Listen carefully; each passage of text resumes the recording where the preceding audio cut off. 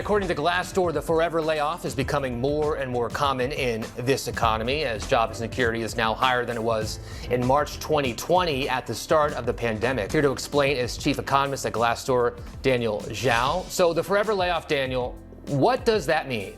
What we're seeing is that companies are turning to smaller layoffs in the last few years, but the total number of people that are being laid off is going up. And so what we think is going on here is that companies are trickling out these smaller layoffs to try to avoid the bad press that comes with one large layoff. And let's pause right there and let's address what's actually happening, which is companies are doing small layoffs back to back to back so that they don't have to follow the WARN Act. As you can see here from the Department of Labor.gov, this is the WARN Act. So you're protected by the WARN Act if a plant closing happens, and that's at least 50 full-time workers. But if it's under 50 full-time workers that you're laying off at one time, you don't have to give them notice or pay them severance. A mass layoff, where your employer lays off between 50 and 499 full-time workers.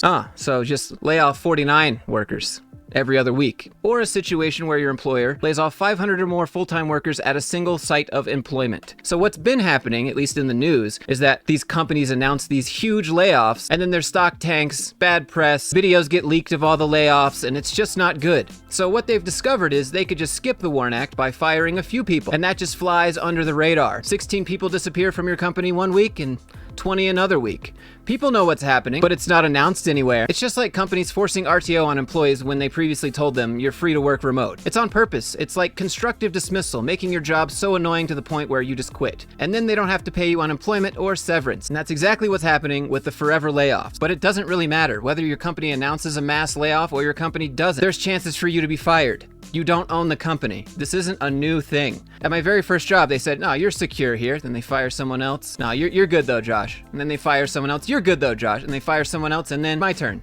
Bye, Josh. It only took one time for me to realize that companies don't care about you. And if you don't own the company, there's nothing you can do. Honestly, this is the default state of jobs, and people are just waking up to it. The forever layoffs are not new. But let's jump back to the video. In some ways worse for workers, because you can have this anxiety hanging over you about whether a layoff is going to come in the next few months, and that makes it hard for workers to stay engaged, hard for workers to stay focused. And of course, as business leaders really push for efficiency and productivity, that seems to run counter to this strategy that some companies are using. I mean, it seems like it creates anxiety, insecurity, and resentment. What can people do who feel like they're having these emotions around the holidays with this possible layoff coming around the corner? Well, unfortunately, there are some things that are outside of our control, right? And so I think it's important. What a way to say if you don't own the company, there's nothing you can do. Unfortunately, some things are out of our control, and it's important for us to understand that. This has always been the reality. There is no job security. It's a lie. It's always been a lie. They just say that so you keep working there until they don't need you anymore. If you look at the ABC News banner here, forever layoff, rolling cuts of fewer than 50 employees at a time. And then we go over to the WARN Act, and you can see a mass layoff is considered 50 workers or more. So companies are just skipping the WARN Act with the forever layoff. Classic corporations playing in the gray area in any way they can to save money or avoid paying employees. And what can people do who feel like they're having these emotions around the holidays with this possible layoff coming around the corner? Well, unfortunately, there are some things that are outside of our control, right? And so I think it's important for workers to really recognize what's in your control, what can you manage, and there are some things that you can get started on if you feel like a layoff is potentially coming down the pipe at your company. So that might mean brushing up on your resume, reaching out and reactivating some of those connections in your network. This is silly. You shouldn't wait for the fear of a layoff to be reaching out to people and sending out applications. You should always just have things going out while you're at your job, even if you like your job, because of things like this. How many times do I have to say this? Unless you made the job and you control the job, there's no security. Old alumni or old friends, family that you maybe haven't kept as much in touch with from a career perspective.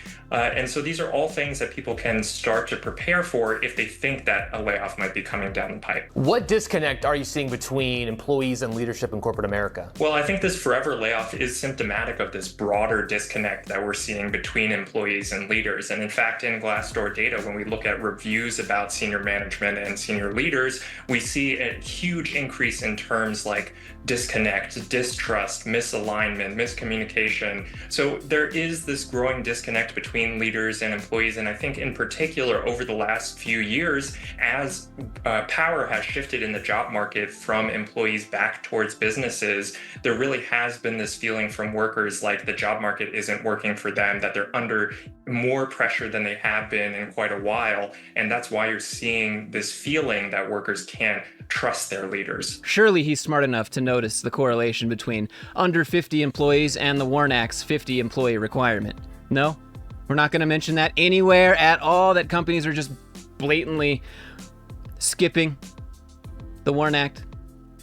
Nah. Why would we do that? Instead, let's just give employees some useless advice. The comments on this video are absolutely bootlicker, though. To be fair, as if the American worker is loyal or cares about their company, what's fair is fair. It'd be one thing if American workers were appreciative and loyal. Do you see why they're not appreciative and loyal, though? It doesn't matter what company they go to. This seems to keep happening, doesn't it?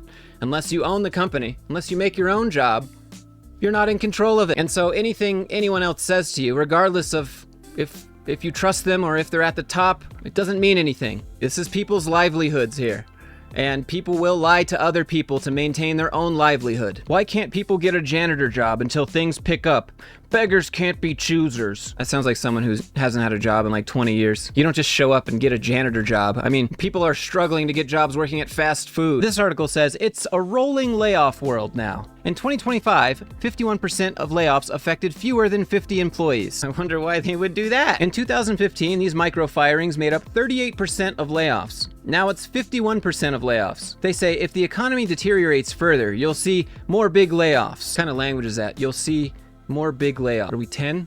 More big. Verizon recently announced a massive chop of 15,000 jobs. Its biggest reduction ever. Companies only announce layoffs and stuff like that because they're well aware of the public relations impact that has on everything. And companies purposely don't announce layoffs and do these micro layoffs to save money. And it doesn't make it to the news. There wasn't 5,000 people in a Zoom room with 100 of those people recording the Zoom call, ready to leak it to the internet to show how messed up their company. Why do all that when they could just play in the gray area? The bottom line, the persistent drag from forever layoffs are likely to damage worker morale and workplace culture in 2026 and beyond. This is not 2026 and beyond. This has been happening since I had a job and probably even before that. In fact, there are some companies out there that eliminate the bottom 10% of their employees every single year. Employers hold the power again, Glassdoor says. You hold the power as the employee. The power isn't necessarily exercised in loud or expansive moves, but in quiet, consistent changes that avoid the WARN Act. Oh, sorry, it doesn't say that part, but it should. But what do you think about all this? Let me know down in the comments below. If you enjoyed this video, leave a like and subscribe to see me call out more corporate nonsense like this